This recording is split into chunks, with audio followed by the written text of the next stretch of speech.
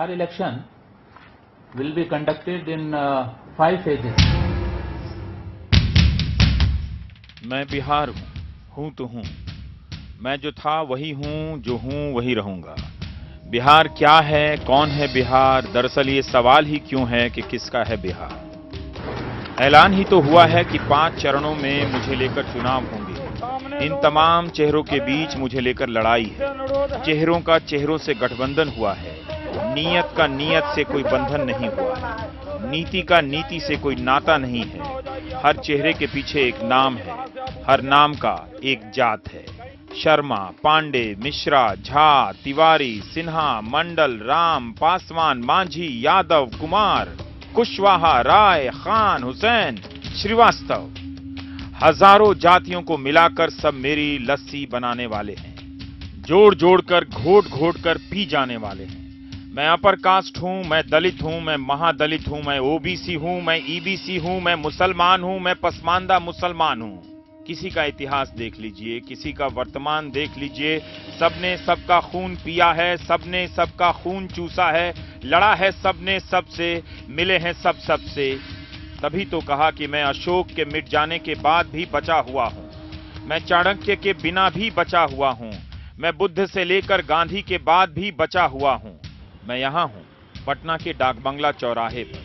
हर दिशा यहां आकर अटक जाती है, हर दशा यहां आकर बिगड़ जाती है। मैंने सबको यहां से गुजरते देखा है, हर दौर में हर पार्टी के नेता को यहां से जाते देखा है। पान की दुकान पर कौन पान खाकर नेता नहीं बना, यहां की लस्सी पीकर कौन पटना से नहीं गुजरा। मेरी हर सोच का नमूना डाकबंगला चौराहे पर मिलेगा आपको। हॉर्न बजाने की यहां प्रतियोगिता चलती रहती है। जो जोर से चिल्लाएगा वो ट्रैफिक जाम पार कर जाएगा।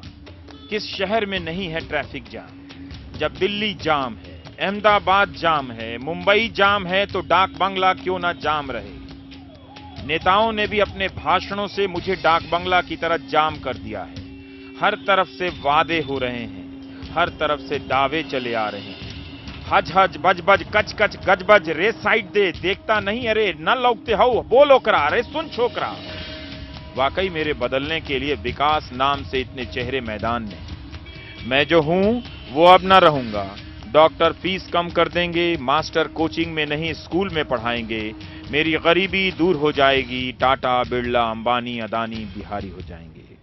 कुछ होने से पहले कुछ कर देने वालों से मेरा एक सवाल है, मुझे छोड़कर जो बाहर गए उन्हीं का क्या हो गया? सूरत, लुधियाना, मुंबई, कोलकाता, दिल्ली, हरियाणा।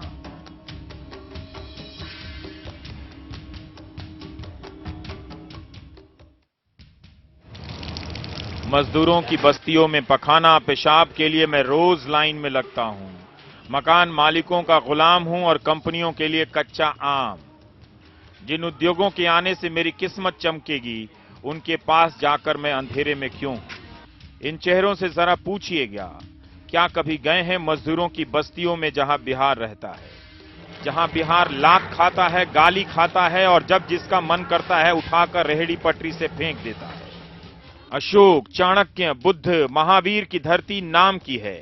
राजनीति के भीतर झांक कर देखिए, इनकी बातों में इनका एक तिनका तक नहीं दिखेगा। अशोक का बिहार है तो बिहार से बाहर गए गरीब मजदूरों के लिए अशोक का क्या काम है? मगध उसका तकिया है या कांटे का ताज है? अपने बोगस इतिहास को सर पर लादे ये बिहारी फिर शौचालय की कतार में क्यों खड़े? इनके मकानों में रोशनी नहीं है, खाने की जगह पर सफाई नहीं है। हर साल छठ में घर जाने के लिए रेलगाड़ियों में या बोरियों की तरह ठूस दिए जाते हैं। पखाने के भीतर बैठकर बिहार क्यों सफर करता है? मुझे क्या बना देने जा रहे हैं ये लोग जहां से हमें लौटाकर ये बिहार लाएंगे? क्या वहां कोई स्वर्ग बसा चुके हैं जो यहां बसाएंगे? फिर भी मैं उत्साहित हूं कि मुझे बदलने के लिए कुछ प्रोत्साहित हैं। हंगामा है, रैलियां हैं, घमासान है। हम अच्छे हैं, दूसरे खराब हैं। मंच और मचान सजा दिए गए हैं हर तरफ। दुकान और मकान के बीच पोस्टर और बैनर लगा दिए गए हैं। खर्चा और पर्चा से भर गया हूं। बदलने वाले जब बदलेंगे। फिलहाल मैं बिहार हूं तो हूं। नमस्कार, मैं रविश कुमार। बिहार में चुनाव का ऐलान हो गया है। 12 अक्टूबर को पहले चरण का मतदान होगा और 16, 28 और 1 नवंबर के बाद 5 नवंबर को 5वें चरण का मतदान होगा। 8 नवंबर को नतीजे आ जाएंगे। इतना लंबा चुनाव होता रहता है, लेकिन इतना लंबा चुनाव कवर करने वाले भी लंबे हो जाएंगे, बिहारी जबान में कहे तो लमर जाएंगे। तो सवाल वही है जो कहीं नहीं है, ये चुनाव किस लिए हो रहा है? दिल्ली के लिए हो रहा है या बिहार के लिए हो रहा है? क्या ये सच है कि जाति का चुनाव है? क्या ये सच है कि विकास का चुनाव है? क्या ये सच नहीं है कि जाति में विकास है और विकास में जाति है? हर चुनाव पिछले चुनाव से अलग होता है, ये सब जानते हैं। ये विकास क्या है? कभी पैकेज की शक्ल में विकास आता है तो कभी पैकेट की शक्ल में विकास खो जाता है। क्या बिहार का चुनाव हमारी राजनीति में कोई नया आदर्श कायम करने जा रहा है, कोई नई दिशा देने वाला है, या हर तरफ से जुटान है? कहीं से भी टूटते चले आइए, कहीं से भी किसी से भी जुड़ते चले जाइए। तो हम प्राइम टाइम में बात करेंगे। हमारे साथ हैं योगेंद्र यादव, हैं संस्थापक हैं, राजनीतिक विश्लेषक के तौर पे भी हैं, आप स्वराज संस्था के हैं। शाहनवाज हुसैन हैं, प्रवक्ता बीजेपी। मनोज झा हैं, आरजेडी के प्रवक्ता हैं। हरिवंश जी हैं, सांसद हैं जेडीयू के। अब शाहनवाज जी, मैं आपसे जानना चाहता हूं, बहुत विकास विकास मैं सुन रहा हूं, तो आपका कोई विकास होगा, नरेंद्र मोदी का विकास, तो कोई संक्षेप में 2-4 विकास बता दीजिए जिस विकास को लेकर आप बिहार जा रहे हैं। देखिए, बिहार में जो आपने दिखाई है तस्वीर, रवि जी आपने बहुत अच्छा रिसर्च किया, आपको बधाई। बिहार की एक तस्वीर आपने दिखाई, इन्हीं तस्वीर को पिछले 35 साल से उस तस्वीर को बदलने के लिए हम बिहार जा रहे हैं। 10 साल कांग्रेस, 15 साल लालू जी और 10 साल नीतीश जी, जिसमें हम भी 7 साल। में आपको सूरत की भी तस्वीर दिखाई है, सूरत की भी तस्वीर दिखाई है, मुंबई की भी तस्वीर दिखाई है, लुधियाना की भी तस्वीर दिखाई है। आप चलना चाहेंगे मेरे साथ सूरत की बस्तियों में अभी, इसके बाद? रवि जी, मैं सूरत की बस्ती में भी गया हूँ। हाँ, जिन बस्तियों में रवीश की रिपोर्ट आप बनाते रहे हैं, तभी मैं कह रहा हूँ, उन बस्तियों में भी मैं घूमा हूँ जी। और मैंने कहा कि ये आप ही कर सकते थे, क्योंकि आप ये करते रहे हैं। इसलिए नहीं कि आपकी प्रशंसा करके नहीं, वो आपको नेताओं की तरह एक इतना विकास सुन रहा हूं। मैं ये जानना चाहता हूं कि अब देखिए, दिल्ली में 1.5 साल की सरकार है, तो कोई 2-3 विकास होगा आपके पास जो लेकर आप बिहार को बताएंगे कि ये विकास हम करना चाहते हैं, जो ये लोग नहीं कर सकते हैं, इनमें क्षमता नहीं है। जी, इनमें क्षमता नहीं है, क्योंकि ये हुकूमत में थे, और जो हुकूमत में थे, इन बदहाली के जिम्मेदार वही हैं। इसलिए हम उनको कहना चाहते हैं कि आपने बहुत कुछ, इनके नारे, वादे, जात पात सब कुछ देखा। अब नरेंद्र मोदी के सपनों का बिहार बने, और बिहार के नौजवानों ने जो सपना देखा है, आप देखिए कि जब जो उनके सपनों का हिंदुस्तान बनने वाला था, उसमें से कौन सा सपना पूरा हो गया जो आप बिहार ट्रांसफर करने वाले हैं? ये बताएं। उनके सपनों का तो पहले हिंदुस्तान बनने वाला था, अब बिहार भी बन रहा, तो हम जानना चाहते हैं कि हिंदुस्तान 2-3 तो बता दीजिए। हिंदुस्तान, बिहार हिंदुस्तान में नहीं है क्या? हाँ, तो बताइए क्या बन गया? हिंदुस्तान को, बिहार को हिंदुस्तान से अलग कैसे कर सकते हैं? आज देश का विश्वास बढ़ा है, विकास के रास्ते पर हम बढ़ रहे हैं। आज इस देश में इकोनॉमिक क्राइसिस पूरी दुनिया में है, फिर भी भारत मजबूती से उसमें खड़ा हुआ है। इस पर डिबेट आप कर लेंगे। वो तो मनमोहन सिंह भी यही कहते थे कि दुनिया में संकट है और हम संभाले हुए हैं। तो 2-3 उदाहरण बता देते जिससे लोगों को लगता है कि हाँ भाई, ये राइट। देखिए, भ्रष्टाचार मुक्त शासन दिया है, इसमें कोई शक शुबा रवीश जी आपको नहीं होगा। हाँ, एक नहीं, मैं भूल जाता हूँ व्यापम को, भूल जाता हूँ वसुंधरा वाले फाइल को भूल जाता हूँ, आप कहते हैं। हाँ, आप हमसे पूछते हैं कि आप केंद्र का मिसाल दीजिए, आप व्यापम जाते हैं तो व्यापम पे डिबेट हो जाएगी। हाँ, मैं आपको कह रहा हूं कि ये सरकार है कि आज इस देश की इकोनॉमी मजबूत हो रही है, आज इस देश में तरक्की हो रही है। आज इस देश में स्किल इंडिया को हम आगे बढ़ा रहे हैं, आज डिजिटल इंडिया बना रहे हैं। हमने इस देश में एक जागरूकता लाई है कि इस देश स्वच्छ भारत अभियान हम लेकर आए हैं। हमने इस देश में गरीबों के लिए काम करने के लिए जनधन योजना लेकर आए हैं। हम गरीबों को एक सही रास्ते पर ले जाकर उनकी तरक्की की नींव खड़ी कर रहे हैं। लेकिन ये जो बिहार का चुनाव है, हमारे जो विरोधी कहते हैं, जो करते हैं, कम से कम आप बहुत निष्पक्ष रूप से आप टिप्पणी करते हैं। हम आपसे कहेंगे ये चुनाव बिहार का है, आप हमसे गिनती केंद्र की मांग रहे हैं, क्योंकि आप और हम अपना हिसाब 15 महीने का देंगे, केंद्र वाला मॉडल लेके जा रहे हैं जी। मुझे लग रहा है मैंने ये सवाल केंद्र का ही मॉडल लेके जा रहे हैं। एक सेकंड सर, जो नरेंद्र मोदी का मॉडल है केंद्र का, हाँ, उस पर हमें गर्व है। हाँ, वो कौन मॉडल है क्या? वही तो मैं जानना चाहता हूं, कहां है, किस रूप में है? वो विकास का मॉडल है। हाँ, वो विकास का मॉडल है, जिस मॉडल को हम लेकर जा रहे हैं। आज बिहार में 1,25,000 करोड़ का पैकेज दिया है। हाँ, बिहार के साथ जो 60 साल में नाइंसाफी हुई, हाँ, उसको इंसाफ में बदलकर हम बिहार जा रहे हैं। ठीक है, और हम बिहार के लोगों को मैं अब आपसे जानना चाहता हूं, ठीक है, कश्मीर के लोग 1 साल से मांग कर रहे हैं कि हमको पैकेज दे दीजिए, हमारा घर तबाह हो गया है, उनको पैकेज नहीं मिला। वो 5 साल में 1.25 लाख करोड़ मांगे, नहीं मिला। 44,000 करोड़ मांगे तो कोई 5,000 करोड़ मिला। मैं अब जुबानी बोल रहा हूं। बस हरिवंश जी मुझे ये बताइए कि ठीक है, शाहनवाज जी ने बताया कि उनका जो मॉडल है, जो भी है, मैं ये विकास आपके तरफ से भी सुन रहा हूं। आप बता दीजिए कि आपका कौन सा ऐसा विकास आपने कर दिया है कि आप इतना विकास रट रहे हैं, और जिससे लगता है कि, मुझे तो लगता नहीं कि आपके पास जो उपलब्धियां हैं उस पर आप लोग बात भी कर रहे हैं। आधा से ज्यादा टाइम तो आपको नरेंद्र मोदी को काउंटर करने में ही आपकी ऊर्जा खर्च होती रहती है। लेकिन यहां बता दीजिए कि आपका कौन सा वाला विकास हो गया है और कौन सा वाला जो विकास है जो अभी होना बाकी है। रवीश जी, आप जानते हैं राजनीति हालात के बदलने की संभावनाओं का नाम है। हाँ। और उस स्थिति में नीतीश कुमार जी के नेतृत्व में बिहार में जो सरकार चली है, उसने कई क्षेत्रों में बड़े उल्लेखनीय काम किए हैं। पहली चीज इंफ्रास्ट्रक्चर की मैं आपको निवेदन करना चाहूंगा। 3 चीज बता दीजिए सर। नीतीश कुमार जब सत्ता में 3 तो बात पहली चीज मैं आपको जिसके बारे में खास तौर से पूरे देश दुनिया में आज विकास को मापने का पैमाना जो माना जाता है जीडीपी, उसका मैं आंकड़ा आपको बताना चाहूंगा कि बिहार ने 2004 से 13 के बीच 9.5% की दर से अपनी वृद्धि तय की है और राष्ट्रीय विकास दर का औसत 7.6% रहा है। पर कैपिटा इनकम 16.9% रहा है। नेशनल 7% रहा है।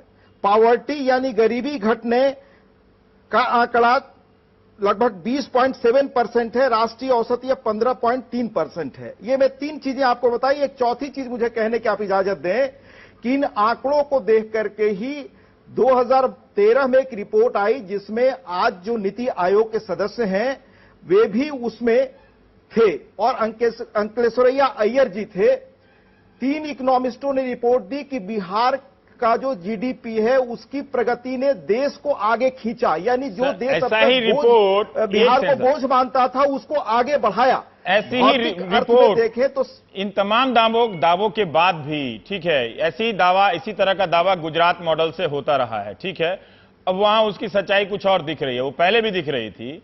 लेकिन आप लोगों का भी ये जो विकास मॉडल का दावा है, मुझे बता दीजिए कि कौन सा पलायन आपने रोक लिया लोगों का जाना, रोजगार कितना दे दिया? मुझे बता दीजिए कितना रोजगार दे दिया आपने? कोई तो संख्या होगी ना, 100, 200, 300, 500 कुछ तो होगा। बता दीजिए कितने लोगों को रोजगार दिया आपने? दो वर्ष पहले ये आधिकारिक आंकड़े आए थे कि पंजाब में बिहार के मजदूरों का जाना बंद हो गया था। आप शिक्षा से लेकर अन्य क्षेत्रों में देखिए तो हर क्षेत्र में बड़े पैमाने पर नियुक्तियां हुई हैं। कम से कम शिक्षा के क्षेत्र में लाखों अध्यापक रखे गए हैं। स्वास्थ्य के क्षेत्र में नियुक्तियां नहीं हुई हैं। बाकी अन्य जगहों पर सरकारी क्षेत्रों में, चूंकि यहां कोई कल कारखाना बनने की स्थिति नहीं है, जो बिहार की पुरानी स्थिति है, जो मैंने एक बार आपसे निवेदन भी किया था कि देश के विकास का जो मॉडल रहा उसी ने बिहार को विकास के रास्ते से अलग रखा। और सच्चिदानंद सिन्हा जी ने बहुत पहले किताब लिखी थी कि बिहार कैसे पूरे देश की इंटरनल कॉलोनी है। ठीक है, पहली बार आज का जो वोटर है वो सच्चिदानंद सिन्हा को क्या जानता होगा वो, ठीक है, पर वो नहीं जानता, लेकिन यथार्थ तो ये रहा है ना।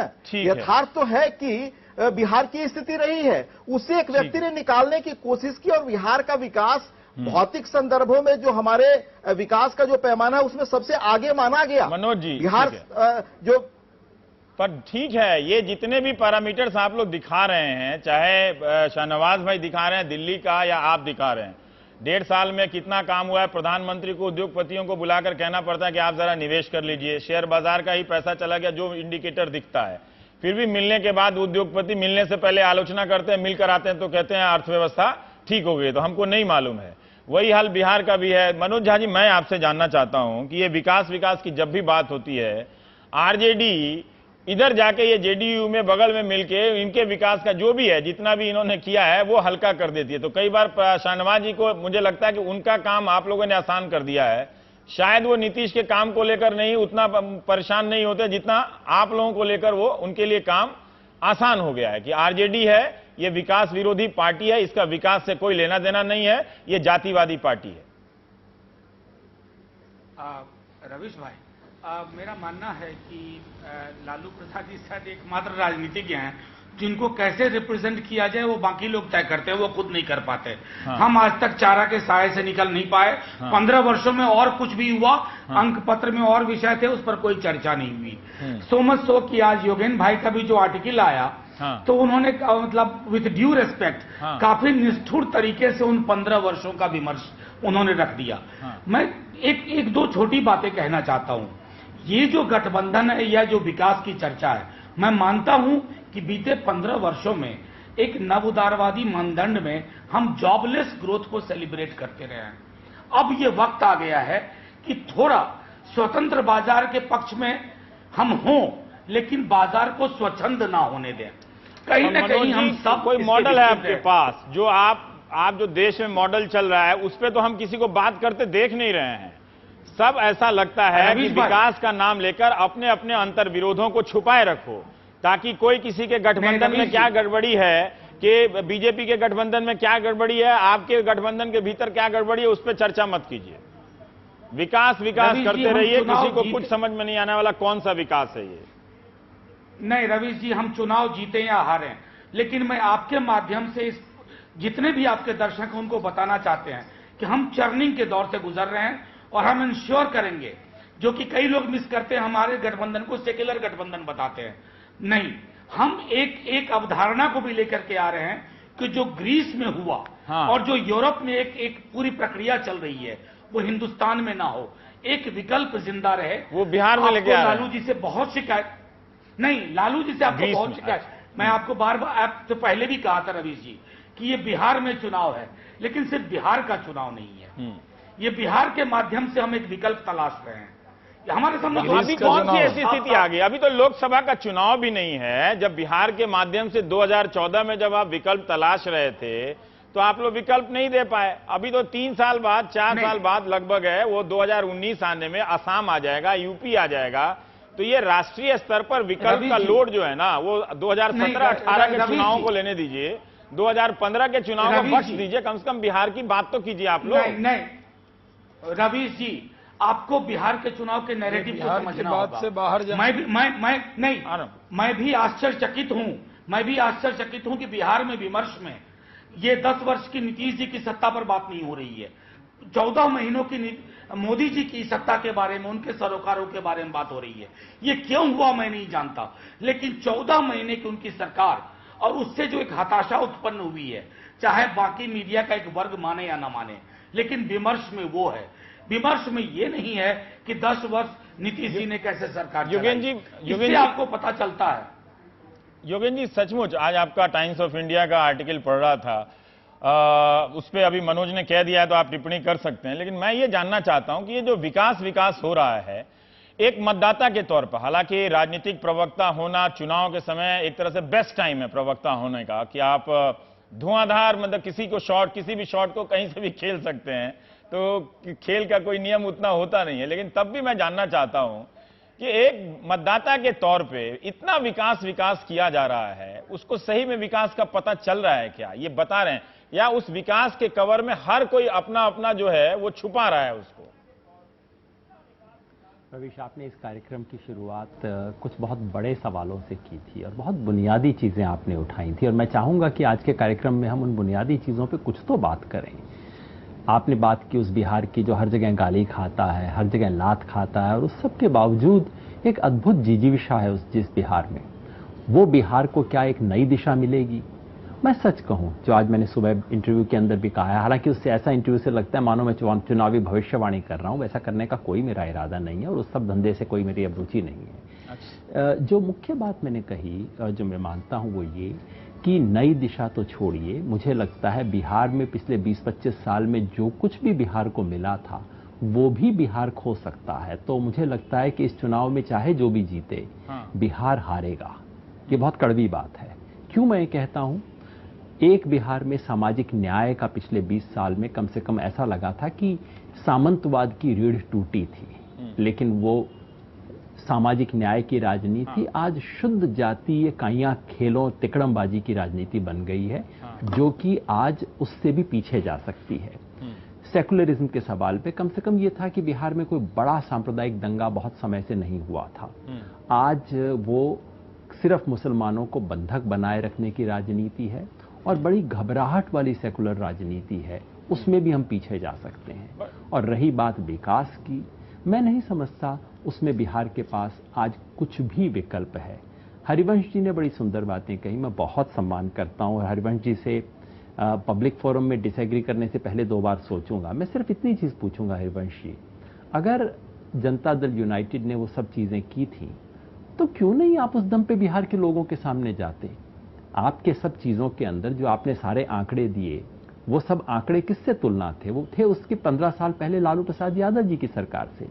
अगर आपको लगता है कि जेडीयू ने कुछ अद्भुत चीजें की पिछले 10 साल में, जो कि पिछले 15 साल की तुलना में बहुत बड़ी उपलब्धि थी, तो फिर उस 15 साल के बोझ के साथ आप क्यों जा रहे हैं चुनाव में? हरिवंश जी इसका जवाब देना चाहेंगे? वो घबराई हुई राजनीति। अगर आप इसका, मेरा योगेंद्र जी से एक सवाल था, लेकिन आप इसका जवाब दे दीजिए जब उन्होंने पूछ लिया। एक सवाल है। हाँ, एक सेकंड, पहले हरिवंश जी अपने सवाल का जवाब दे दें, उनको आया एक सवाल। जी आप दे दीजिए जवाब। मैं योगेंद्र जी का लिखा और बोला हर चीज बहुत ध्यान से पढ़ता हूँ, थोड़ा सम्मान कम कीजिए, सीखने को मिलती है। हाँ। नहीं, पर सम्मान देते हुए बहुत विनम्रता से मैं 2-3 चीजें कहना चाहूंगा। हाँ। आप देखिए, भारत की राजनीति में लगभग 66-67 के बाद ही कोलिजन पॉलिटिक्स का दौर आया, और यह बात 2 बड़े प्रभावी चिंतकों ने, जिनका अच्छा खासा बहुत नजदीक का सरोकार हमारे भाई योगेंद्र जी से रहा है, बहुत पहले कर दी थी, जब कोई सोचता नहीं था कि एक पार्टी के राज्य से भी अलग हटकर कई पार्टियों का एक साथ कोई शासन की स्थिति बनेगी। तो उसमें पहले सच्चिदानंद सिन्हा जी ही थे जिन्होंने कोलिजन पॉलिटिक्स पर किताब लिखी। दूसरा प्रोफेसर कृष्णनाथ थे, जब उन्होंने ये बात कही तो जेल में बंद थे, 2 दिनों पहले वो हमारे बीच नहीं रहे। तो 2 लोगों ने बहुत पहले कहा था, और आपने देखा बिहार में भी लोकसभा चुनाव में कि किस तरह से अलग अलग ये लोग रहे। योगेंद्र जी का सिंपल सवाल था कि अगर आपके पास 10 साल की उपलब्धियां थी तो आप उन्हीं उपलब्धियों के सहारे चुनाव जाते। सवाल आप उसके सहारे क्यों गए चुनाव में जिसकी तुलना में आपकी उपलब्धियां बड़ी दिखती हैं, है ना? लालू राज की तुलना में आपकी उपलब्धियां बड़ी दिखती है ना, तो आप क्यों गए उसके सामने? ये वो सवाल उन्होंने आपसे पूछा। रवीश जी, जरूर एक यह रास्ता था, लेकिन 2014 के लोकसभा चुनाव में हमने देखा कि इस रास्ते पर चल करके जो स्थिति बनी वो कोलिजन पॉलिटिक्स में हमारे लिए सहायक नहीं हुई, इसलिए हम गए उस सामाजिक बेस के आधार पर। ठीक है, मेरा एक मनोज आप कुछ कहना चाहते हैं? रवीश जी, मैं दो छोटी टिप्पणी। आज के योगेंद्र भाई के इंटरव्यू को सुबह आज आंख खुलने के बाद सबसे पहले वही पढ़ा। एक तो उसमें उन्होंने एक तकनीकी खामी है। उन्होंने कहा कि कोई भी गठबंधन जब किसी दल के खिलाफ बनता है तो वो दल और मजबूत होता है। 67 से लेकर के 77, 89 का पूरा इतिहास बताता है कि गठबंधन क्यों आवश्यक होता है एक ऐतिहासिक कालखंड में। दूसरी चीज, उन्होंने इस पूरे गठबंधन को सेक्युलरिज्म का गठबंधन बताया। उन्होंने हमारे नैरेटिव को नहीं समझा, संभवतः उनको पता नहीं होगा कि हमारे अंदर क्या विमर्श चल रहा है। और तीसरी चीज मैं बताना चाहता हूं कि आप जाति के प्रिज्म, यूपी का आपका परसेप्शन जो है वो बिहार पे लागू नहीं होगा। सामाजिक न्याय एक डायनामिक प्रोसेस है, और उस डायनामिक प्रोसेस को जिंदा रखने के लिए हम जैसे 1000 लोग कोशिश कर रहे हैं योगेंद्र भाई, वो खत्म नहीं हुई है। और एक जाति तक मेरा एक शाहनवाज जी के कहने से पहले मेरा एक योगेंद्र जी से सवाल है। योगेंद्र जी, अभी आप कह रहे हैं कि पिछले 15 साल में जो सामाजिक न्याय के तौर पर कमाया गया था उसे गंवा देने का खतरा है और सामंती शक्तियां आ जाएंगी। क्या आप ये देखते हुए भूल गए या नजरअंदाज कर गए कि उन 15 साल में जो सहयोगी पार्टी कौन थी? वो बीजेपी थी। जिनके आने को आप सामंती शक्तियां बता रहे हैं वो तो सामाजिक न्याय की सहयोगी शक्ति थी। रवीश भाई, मैं दरअसल पिछले 25 साल की बात कर रहा था, और विशेष तौर पे मनोज झा जी जिस दौर का जिक्र कर रहे थे, 90 से 2005 का जो दौर था, चूंकि मेरी मान्यता रही है, मैंने लिखा भी कहा भी है कि लालू जी की जो पहली जीत थी वो बिहार में सामाजिक न्याय की बहुत बड़ी जीत थी, और उससे बिहार के सामंतवाद की रीढ़ टूटी। लेकिन उसके बाद जिस तरह का राज चलाया वो बिहार पे और पूरे देश पे बोझ था। इसी तरह से नीतीश कुमार ने अपने पहले राज में बिहार के लिए एक नई उम्मीद खोली, कुछ शुरू में काम भी किया, लेकिन उसके बाद उनके पास वो दिखाने को नहीं है जो कि हरिवंश जी कह रहे हैं। हरिवंश जी और मनोज जी दोनों से मैं कहना चाहता हूं, मेरा यह कहना नहीं है कि गठबंधन अपने आप में अनैतिक है। मैं नहीं कह रहा गठबंधन हो नहीं सकते, होने नहीं चाहिए। मैं केवल ये कह रहा हूं कि जो गठबंधन आज बिहार में बना है, ये जो जनता दल यूनाइटेड और आरजेडी का गठबंधन है, ये मजबूरी का गठबंधन है। हरिवंश जी ने ईमानदारी से अंत में कहा भी कि 2014 के चुनाव के बाद क्या रास्ता बचता था। अगर ये जो हारी हुई मानसिकता का गठबंधन है, ये जो सेकुलरिज्म के नाम पर किसी तरह से इकट्ठे होकर बीजेपी के खिलाफ हो जाओ, उसका गठबंधन है, और ये जो अवसरवादिता भ्रष्टाचार को भूलने का गठबंधन है, इससे बिहार को नुकसान होगा दीर्घकाल में बीजेपी ज्यादा मजबूत होगी, कमजोर नहीं होगी। अभी भी बीजेपी मजबूत ही दिखती है। पर शाहनवाज जी, जो शाहनवाज योगेंद्र यादव कह रहे हैं कि सेकुलरिज्म के नाम पर या एक हार की मानसिकता के तहत इनका गठबंधन है, कांग्रेस का, जेडीयू का, आरजेडी का। मैं आपके गठबंधन का जानना चाहता हूं कि जिस मांझी के खिलाफ आप लोग आरोप पत्र लेकर आए, उनके खिलाफ आप लोगों ने चार्जशीट तैयार किया, उस मांझी को लेकर आया, तो आपकी जीत वाली भी तो आप में भी तो हारी हुई मानसिकता है। अगर इनका गठबंधन सेकुलरिज्म के नाम पर मौका परस्त है, तो मुझे एक बात बताइए कि अब तो ऐसा लगता है कि जैसे एक जमाने में कांग्रेस के साथ हाथ मिलाकर कोई भी सेकुलर हो जाता था, आजकल आपके साथ कोई भी हाथ मिलाकर विकास हो जाता है। मैं 2-3 उदाहरण दे देता हूं कि आरजेडी के साथ या आरजेडी के बीच रहे जंगल राज वाले कई लोग आपकी तरफ आ गए, या आपने हम पार्टी में ट्रांसफर कर दिया या दूसरी पार्टी में ट्रांसफर कर दिया। जैसे पप्पू यादव को आपने वाई सिक्योरिटी दी, तो हमको समझ में नहीं आता है कि आरजेडी से निकलकर कोई आपके यहां विकास हो जाता है और आरजेडी में जो निकलने से रह जाता है वो जंगल राज हो जाता है। तो इस अंतर विरोध को आप कैसे जस्टिफाई करेंगे, खासकर तब आप दिल्ली को छोड़ दिया जाए तो हर जगह आप जीत ही रहे हैं। आप अपने सिद्धांतों पे, जो भी आपका सिद्धांत है, अपनी शर्तों पे तो आप जीत रहे हैं, पर आपका भी गठबंधन इनके गठबंधनों से क्या अलग है सर? देखिए रवि जी, जो हमारा जो गठबंधन है उस पर तो आपने टिप्पणी कर दी। ये सही है कि हमारा गठबंधन उस महादलित परिवार के नेता के साथ हुआ जिसको बेइज्जत करके कुर्सी से हटाने का काम किया गया, तो हम उनके साथ खड़े हुए और वो आज हमारे साथ खड़े हैं।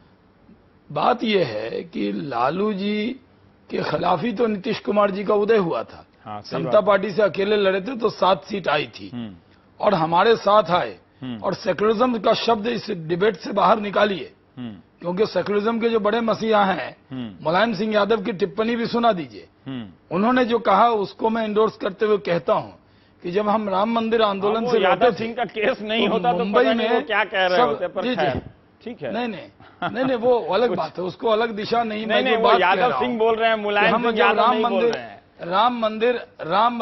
राम मंदिर आंदोलन से लौटे थे, और हमें सब सांप्रदायिक कह रहे थे। तो सबसे ज्यादा गले लगने का काम अगर पहली बार किसी ने भारतीय जनता पार्टी से हाथ मिलाया तो उसका नाम नीतीश कुमार जी है।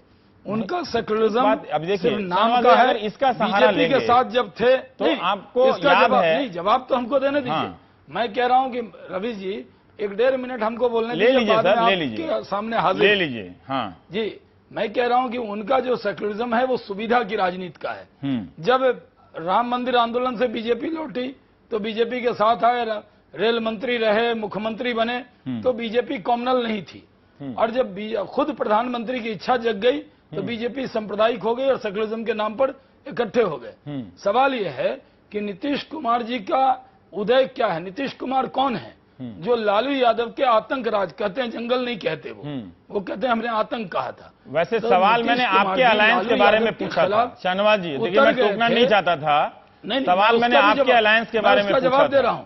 तो वो आपके अलायंस में साबिर अली आ जाते हैं तो वो विकास हो जाते हैं, आपके तरफ तस्लीमुद्दीन आ जाते हैं जिनको दागी मंत्री बताकर आप लोगों ने पहली बार संसद नहीं चलने दी थी। कब तस्लीमुद्दीन हमारे अलायंस वो आपके तरफ से भविष्यवाणी कर रहे हैं, पप्पू यादव, आप बताइए ना, पप्पू यादव जगन्नाथ मिश्रा के नाम पर मांझी साहब, आपने सवाल को गोल कर दिया सर, मैं नहीं टोकना चाहता हूं, मैं चुप रहूंगा। जवाब नहीं, जगन्नाथ मिश्रा के नाम पर कॉलेज रख दिया था जीतन राम मांझी ने। गठबंधन हो गया, जीतन राम मांझी को आपने उनके करप्शन को लेकर आपने एक चार्जशीट निकाली थी। पप्पू यादव जी एक इंडिपेंडेंट पार्टी चला रहे हैं, उनसे मोदी जी मिले हैं 2 बार, साधु यादव मोदी जी से मिले हमारे हैं। साथ क्यों जोड़ रहे हैं आप वो तो मैं जान रहा हूं कि ये तो हारे हुए लोग हैं, अगर तो इनकी मानसिकता जो है वो आपसे डर के है। मिलने के लिए। अच्छा ये बताइए कि प्रधानमंत्री से मिलना या किसी नेता से मिलना, ये क्या अभी तो हम फ्लाइट में जाते हैं तो नीतीश कुमार जी मिल गए थे। ये देखिए, ये सरल तर्क है शाहनवाज भाई। पप्पू यादव का मोदी जी से मिलना, साधु यादव आरजेडी में तो जंगल राज, साधु यादव कांग्रेस में चला जाए और वहां से फिर वो अहमदाबाद चले जाए तो विकास। ये सही नहीं है। आपके गठबंधन में पप्पू साधु यादव का बीजेपी से अभी कोई रिश्ता नहीं है। पप्पू यादव एक गए थे ना अहमदाबाद मिलने के लिए। तस्लीमुद्दीन साहब का झगड़ा जो है वो अपना है, और मिलने के लिए हमसे भारत का कोई भी नागरिक भारत के प्रधानमंत्री पप्पू यादव से प्रधानमंत्री मिलते हैं, मतलब इतना इंपॉर्टेंट है पप्पू यादव। बताइए, प्रधानमंत्री मिलते हैं, यादव सांसद नहीं तो आप बताइए जीतन राम मांझी के खिलाफ नहीं, आपने ये इसमें दोहरापन है शाहनवाज। एक माननीय सांसद एक प्रधानमंत्री से मिले, देखिए जिस तरह से वो लोग जवाब नहीं दे पा रहे हैं, आपका तो अलायंस, आप तो दीजिए ना जवाब, आप तो माहिर आदमी हैं, आप मुझे बताइए। हमारा अलायंस कि आपने कहा कि मांझी जी महादलित परिवार से हैं, रामविलास पासवान वाला आपने गोल कर दिया। जो व्यक्ति नवंबर, आपने मुलायम सिंह यादव का कोट किया ना, जो व्यक्ति नवंबर 2013 तक ये बोल रहा था, गुजरात दंगों की बात कह रहे थे वो, और ये कह रहे थे कि मोदी कभी प्रधानमंत्री नहीं बनेंगे, वही व्यक्ति आते आते मई अप्रैल में उनके साथ होके वो उनके मंत्रिमंडल में कोर्ट से तो इन बयानों को छोड़िए। रामविलास जी को ये नहीं, मुझे लगता है कि विकास को उतार देते हैं अभी कि कोर्ट ने बेदाग साबित किया नरेंद्र मोदी जी को, तो रामविलास पासवान जी आए नरेंद्र मोदी जी के साथ। इसमें क्या एतराज है? इसमें कोई एतराज नहीं है। जितने इल्जाम लगे, पासवान साहब का परिवारवाद है, उनके पार्टियों में भी लालू यादव आरोप लगाते हैं कि बहुत सारे आरोपी व्यक्ति हैं, सूरजभान सिंह हैं, रमा सिंह हैं, ठीक है। मुझे नहीं मालूम कि अनंत सिंह से आपका क्या अलायंस होने वाला है, नहीं होने वाला है। मांझी साहब के पार्टी में भी क्या पता, उसको भी हमारे साथ जोड़ दे रहे हैं। मुझे नहीं मालूम, मुझे मालूम नहीं है। मुझे ये बताइए कि जो व्यक्ति को आपने चार्जशीट निकाला था जीतन राम मांझी का, उसको अचानक आप दलित बनाकर आप उसको ये बता रहे हैं कि हाँ उनके साथ खड़े हो गए, तो यही छूट लालू यादव को क्यों नहीं मिलना चाहिए? जीतन राम मांझी जी ने खुद कहा कि वो जो कुछ कर रहे थे नीतीश कुमार जी करवा रहे थे।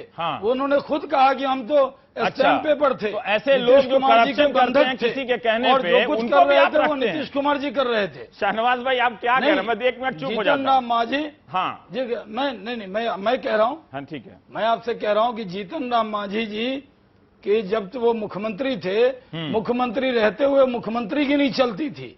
हमने देखा एक महादलित परिवार का नेता नीतीश कुमार के कैद में है, इसलिए हम महादलित परिवार के नेता के साथ खड़े हो गए। बेटे पे इसमें क्या बुराई है? पता है कि वो अपने परिवार को कैसे वहां पर सचिवालय में घुसा रहे थे, आप लोगों ने चार्ज लगाया उसके खिलाफ, तो हमने उठाया था। आप लोगों ने बाकायदा रिपोर्ट कार्ड निकाली जीतन राम मांझी के खिलाफ। अब आप देखिए, जो करप्ट है वो करप्ट है ना। देखिए, करप्शन कोई ना कोई किसी ना किसी के कहने पे या किसी न किसी के लिए करता है। उनके बेटे नहीं, उनके दामाद की नियुक्ति पे था। आप करेक्ट कर लीजिए, दामाद के नियुक्ति पे था, वो नियम नहीं था, हमने विषय उठाया था।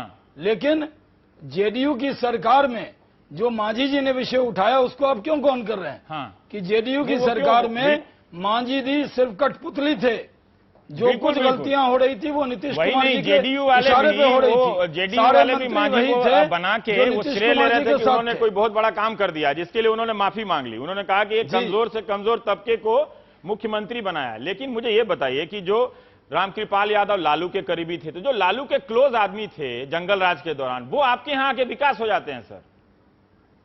देखिए, रामकृपाल यादव वो ईमानदार आदमी थे, के ऊपर न कोई मुकदमा है न कोई। देखिए, मुकदमे की वो बात हमारे नहीं है, पार्टी में आए, हमारे साथ उस संगति की बात नहीं। तो अगर उस संगति से आरजेडी के अच्छे लोग हमारे साथ आए हैं, लेकिन जो आपने कहा साधु यादव आदमी वो हमारे साथ नहीं जुड़े हैं। मैं आपने कहा पप्पू यादव जी, उनकी एक इंडिपेंडेंट पार्टी है, उनको कैसे बीजेपी से जबरदस्ती जोड़ सकते हैं? आपने पप्पू यादव जी, अरे वो तो किसी को भी खतरा होगा, अगर खतरा होगा किसी भी व्यक्ति को तो उसको सिक्योरिटी सरकार खतरे के आकलन में देती है। कमाल कर रहे। ठीक है, बोल लीजिए सर। अगर मुझे कोई सिक्योरिटी मिली, कांग्रेस के दौर में मुझे जेड कैटेगरी सिक्योरिटी है, तो मेरी सरकार में नहीं, कांग्रेस के दौर में, तो आप क्या कहेंगे, मैं उनके नजदीक हो गया इसलिए मिल गया मुझे प्रधानमंत्री? तो देखिए वो बात नहीं के आकलन पे मिलती है। देखिए क्या है कि सबको पता है कि पप्पू यादव आपकी मदद करने के लिए कह रहे हैं। जगन्नाथ मिश्रा के नाम पे कॉलेज रख दिया मांझी जी ने। पप्पू यादव, आप लोगों ने कोई विरोध किया, उसको तो नीतीश जी ने हटाया। वो एक इंडिपेंडेंट पार्टी चला रहे हैं। हाँ, और तो ये बताइए ना कि गठबंधन हमसे हुआ नहीं। आप देखिए चारा घोटाले के आरोपी हैं, हालांकि आप नहीं कहना चाहिए कि पिता की जो भी गलती है बेटे को उसकी सजा क्यों मिले, लेकिन चारा घोटाले के जो आरोपी हैं उनके बेटे अब आपकी पार्टी में है ना? अब जो जगन्नाथ मिश्रा के नाम पे कॉलेज रखा, मुझे समझ में नहीं आता कि आपके गठबंधन में, आपका गठबंधन कैसे विकासवादी है, इनका गठबंधन कैसे जातिवादी है? मैं इतना सवाल पूछना चाहता हूं कि आपका गठबंधन 30 सेकंड हमको दीजिए, क्यों जातिवादी नहीं है? आपको 30 सेकंड लेता हूं। आपका गठबंधन क्यों जातिवादी नहीं है? मैं आपको ये, हमारा गठबंधन विकासवादी है, इनका गठबंधन जातिवादी है। हमारा गठबंधन जो है इनकी तरह नहीं है कि जिनके खिलाफ लड़े, जो योगेंद्र जी ने सही और आपने कहा कि जो आंकड़े अरविंद जी ने दिए, वो किसके खिलाफ दिए? वही लालू यादव जी के खिलाफ, उनसे इंप्रूवमेंट हुआ। मांझी के खिलाफ आप लड़े, पासवान जी के खिलाफ आप लड़े, है ना? जो पासवान साहब जिस जंगल राज के सहयोगी थे लालू यादव के, है ना, अब वो आपके साथ आके विकास हो गया। अब मुझे तो समझ में नहीं आता है सर कि क्या हो रहा है बिहार के पॉलिटिक्स में। नहीं, विकास नहीं। पासवान जी उनसे अलग हुए, एक नहीं अनेक बार अलग हुए। पासवान जी हमारे साथ एक मुद्दे पर मतभेद था, जब नरेंद्र मोदी बेदाग साबित हुए, जितने इल्जाम गुजरात के नाम पर उनको लगाए गए थे, और कोर्ट ने उनको क्लीन चिट दिया, तो क्या उसके बाद भी पासवान जी कहते कि नरेंद्र मोदी बुरे हैं? ठीक है, मैं इसी बात पे थोड़ा सा जाति के बात पे ही, चूंकि शाहनवाज जी ने कह दिया कि इनका गठबंधन विकासवादी है, बाकी की का गठबंधन जो है वो जातिवादी है। ठीक है, बिहार की जनता इतनी समझती होगी इस फर्क को, अच्छे तरह से टर्म को इन्होंने क्वाइन किया है। क्या मंडल 2 जिसको लालू यादव कहते हैं, उसके बरक्स कोई फिर से, जिसको योगेंद्र यादव कह रहे थे कि सामंती शक्तियां आ रही हैं, पता नहीं किस शक्ल में सामंती हैं, या वो अपर कास्ट पॉलिटिक्स की वापसी हो रही है बिहार में, वो योगेंद्र कहना चाहते हैं। इस पर हम थोड़ा सा ब्रेक के बाद आकर लौट के चर्चा करना चाहते हैं।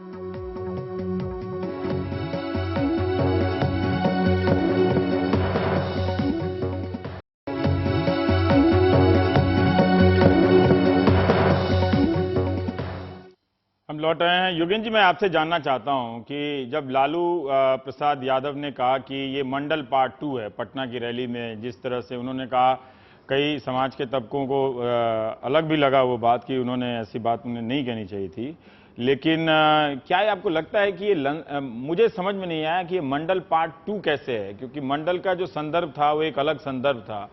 और आपको क्या ये लगता है कि बिहार में 15-20 साल के बाद विकासवादी राजनीति के सहारे अपर कास्ट पॉलिटिक्स जो है वो फिर से ऊपर आ रहा है?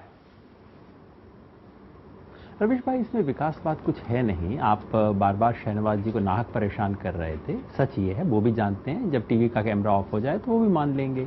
ये शुद्ध लफ्फाजी और जुमलेबाजी का खेल है जो कि भारतीय जनता पार्टी खेल रही है। दुर्भाग्य की बात यह है कि जो उसके विरोध में खड़े हैं, उनके पास उस लफ्फाजी और जुमलेबाजी को तोड़ने के लिए दिखाने को कुछ भी नहीं है। इसलिए मैं बार बार कह रहा हूं कि इतिहास का चक्र आगे नहीं पीछे जा रहा है। ये 1980 के दशक की तरफ हम जा रहे हैं। हम भूल जाते हैं, आमतौर पे अभी कुछ मिथक सा बन गया है कि बिहार में जो कुछ गड़बड़ हुआ 1990 के दशक में हुआ। दरअसल 1980 के दशक में बिहार में विकास रुक चुका था, बहुत बदहाली थी।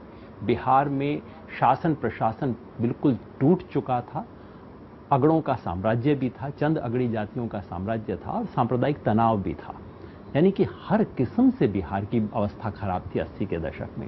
और मुझे डर लगता है, हो सकता है गलत हो, आप बहुत समझदार लोग हैं, बताइएगा, और खामखा डर फैलाने का कोई फायदा नहीं है, लेकिन मुझे डर लगता है बिहार के लिए। बिहार से हूं नहीं, लेकिन दिल जरूर बिहार के लिए धड़कता है, और डर लगता है जिस बिहार की बात करके आपने इस प्रोग्राम को शुरू किया था, वो बिहार पीछे जा रहा है। मैं बाकी और तीन आप लोग को जब एक संक्षेप में इसका जवाब दे दीजिएगा कि हम क्या जरूरत से ज्यादा मान के ये चल रहे हैं कि वहां जो चुनाव हो रहा है वो जात के आधार पर हो रहा है? क्यों मैं कहना चाहता हूं कि इस बिहार के मतदाता की परिपक्वता देखिए, 2014 में तब तो नीतीश लालू के साथ नहीं गए थे, और नीतीश का काम भी उनके सामने था मतदाताओं के, लेकिन तब बिहार के मतदाताओं ने एक राष्ट्रीय सोच रखी कि ये नरेंद्र मोदी का चुनाव है तो हम उनको वोट देंगे, और जब नीतीश का मौका आएगा तो हम नीतीश को उनके काम का इनाम देंगे। जो मतदाता 2014 में इस नजरिए से देख रहा है, उस मतदाता को हम एक साल में क्या हम बहुत सरलता से जल्दीबाजी में घोर जातिवादी कह के उसके साथ नाइंसाफी नहीं कर रहे हैं? दिक्कत ये रवीश भाई कि ये नाइंसाफी खुद सामाजिक न्याय की शक्तियों के पुरोधर लोग कर रहे हैं। दिक्कत ये है कि नीतीश कुमार स्वयं मान के बैठे हुए हैं कि उनके पास दिखाने को कुछ नहीं है, नरेंद्र मोदी की आंधी का मुकाबला वो नहीं कर सकते हैं, और बिहार का चुनाव बता के अगर उन्होंने विकास किया है तो बिहार में नहीं जीत सकते हैं, ये उन्होंने स्वयं मान लिया है।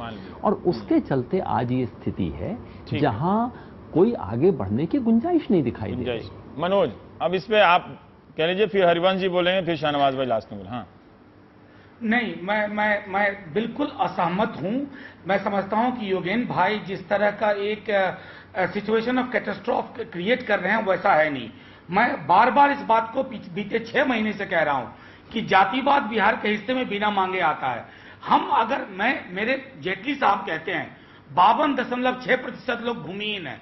मैं सिर्फ कुछ जानना चाहता हूं अपने दल की ओर से कि भूमि और जाति के स्वामित्व का, जाति और भूमि के स्वामित्व का क्या रिश्ता है, तो हम जातिवादी हो गए।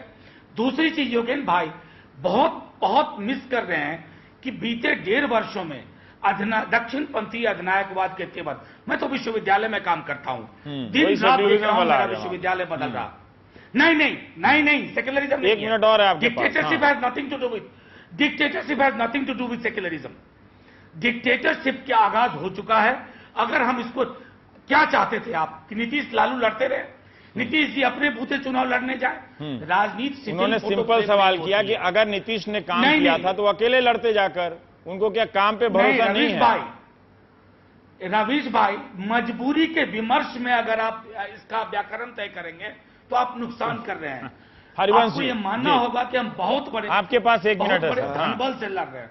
हरिवंश रवीश जी, मैं दो चीजें मैं कहना चाहूंगा कि हमें आपने ये कह दिया हारी हुई मानसिकता का यह गठजोड़ या जातिवादी गठजोड़, लेकिन हम कैसे इसको देखते हैं ये आप सुनने के लिए मुझे आप मौका देंगे हमें कहने का। 1 मिनट है। हाँ। पहली चीज कि हम यह मानते हैं कि नरेंद्र मोदी का जो विकास का मॉडल है गुजरात का, उसके खिलाफ बिहार में जो कुछ काम हुआ है, जिसे हम मानते हैं कि उसके अनुपात में इंक्लूसिव मॉडल है, सबका साथ सबके विकास का मॉडल है, उसके खिलाफ हम खड़े हैं। और उम्मीद है कि यहां के चुनाव में जो हालात बनेंगे उससे राष्ट्रीय राजनीति प्रभावित होगी। और हम देखते हैं कि 72 में जो मैडम गांधी ने आश्वासन दिए थे, उसके बाद जिस तरह की क्राइसिस आई, और बहुत पहले जयदेव शेट्टी ने किताब भी लिखी इंडिया इन क्राइसिस, उस ढंग के क्राइसिस हम देख रहे हैं कि बीजेपी के लोगों ने जो आश्वासन दिए वो पूरे नहीं होने जा रहे।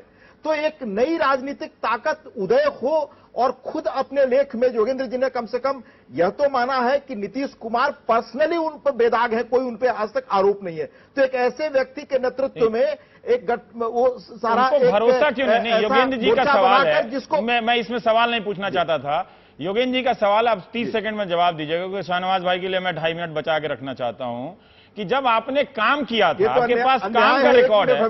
नहीं, क्योंकि वो तीनों का सुन रहे हैं ना, जो आखिर में उसको थोड़ा ज्यादा मिलना चाहिए, क्योंकि वो फिर उनको जो उन्होंने काम किया अगर 10 साल में, तो उस काम पे जाते ना, बिहार की हरिवंश जी और मनोज झा जी 2 आदमी बैठे हैं और मैं इधर से अकेला बैठा हूं। एक रास्ता है, एक रास्ता है रवीश जी, जो एक विकल्प था। पर वो विकल्प हमने 2014 लोकसभा चुनाव में अपनाया और लगा कि नहीं, कोलिजन पॉलिटिक्स ही रास्ता है इस आंधी को रोकने का, एक नया विकल्प लाने का, इसलिए हम उस रास्ते पर गए। ठीक है, आंधी नहीं, अधिनायकवाद को रोकने का। आंधी और अधिनायक, चलिए राजनीति। देखिए शाहनवाज जी को बोल रहे, ठीक है। रवीश जी, पहले तो मैं, हरिवंश जी एक वरिष्ठ पत्रकार भी हैं। हाँ।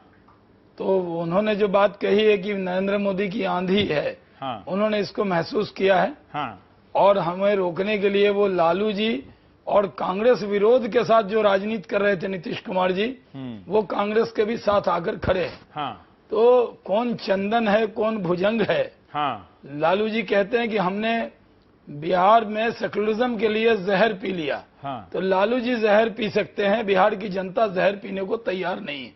हाँ। नीतीश कुमार जी भुजंग लगा सकते हैं, खुद को चंदन कह सकते हैं। मुझे लगता है बिहार की जनता कोई भुजंग को स्वीकार करने को तैयार नहीं है। इसलिए आज की राजनीति में बिहार हमारे लिए ही नहीं, सच में ये पूरे चुनाव को जो जेडीयू आरजेडी के लोग हैं वो बिहार के मुद्दे पर नहीं लड़ना चाहते। वो कहते हैं कि ये देश का चुनाव है, और आपने उसको कंट्राडिक्ट भी किया कि इसके बाद यूपी भी है, बंगाल भी है, आसाम भी है, लेकिन ये नेशनल हाइप करना चाहते हैं। नहीं है, वही ये सही है कि दोनों का मजबूरों का, ये मजबूर लोगों का गठबंधन है, ये मजबूत लोगों का गठबंधन नहीं है। वही मजबूरी की रेखाएं तो आपके यहाँ भी दिखती हैं, वो चुनाव जीतेगा क्योंकि विश्वास हम पर भी है। हाँ, वही मजबूरी की रेखाएं आपके यहाँ भी दिखती हैं। मतलब आप बताइए ना कि मुझे, आप लोगों को बताइए, ठीक है कि आप जीत जाएं या ये जीत जाएं, लेकिन जो सवाल है कि आपके पास तो वो, इनके पास तो चलिए वो हार गए थे तो इन्होंने एक रास्ता ढूंढा, आप तो जीते हुए हैं, आप पप्पू यादव का रास्ता ढूंढते हैं, आप मांझी साहब का रास्ता ढूंढते हैं, आप क्यों ऐसा रास्ता रवि जी? मुझे तो लगता है आपको मुख्यमंत्री का उम्मीदवार होना चाहिए। रालोसपा के साथ सिर्फ नहीं, देखिए लोजपा रालोसपा के साथ हमारा पुराना गठबंधन है। महादलित समाज के नेता जो प्रताड़ित हुए नीतीश कुमार जी के साथ हाथों से, उनको हमने सहारा दिया है और वो हमारे साथ खड़े हैं। तो इसमें किसी को एक महादलित समाज के नेता, मिनिस्टर कौन होगा जिनको बिहार में इज्जत करके हटाया गया, चीफ मिनिस्टर का उम्मीदवार कौन होगा? मोदी जी ही होंगे या शाहनवाज भाई होंगे हमारे? अरे आप तो बनिए, इतने दिनों से आपको जानते हैं।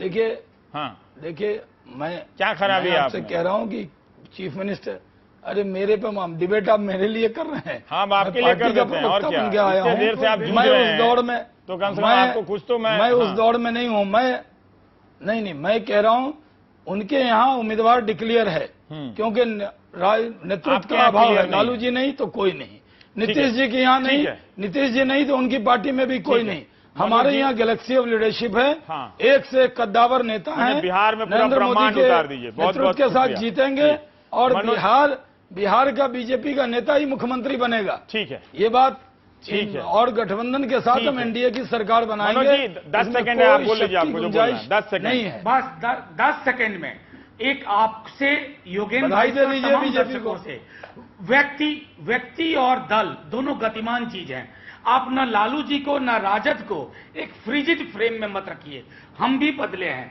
और दूसरा, इस पूरे विमर्श में जब मांझी जी पासवान जी की बात होती है, हम ये भी कहना चाहेंगे कि रणवीर सेना के जन्म के साथ उनका आधार कहाँ है रणवीर सेना? उसके जन्म में रिस्पॉन्सिबल। ठीक है, अब मुझे रोकना पड़ेगा, अब चले जाते, पूरा इतिहास मत बोलिए। बिहार के साथ चर्चा करने में यही एक मुसीबत है, ये जो हर कोई बिहार का चाहता है। जी, बहुत बहुत शुक्रिया। और समस्या ये है कि जितने भी हिंदी चैनल देखेंगे तो ज्यादातर जो न्यूज एंकर है मेरे सहित, वो सब बिहार के आते हैं, तो वो मान लेते हैं कि वो बिहार के प्रोफेसर हैं, जबकि ऐसा नहीं है। जनता सबकी प्रोफेसर है, वो समझ रही होगी, सबकी मजबूरियों को तौल रही होगी। आप देख रहे थे प्राइम टाइम, नमस्कार।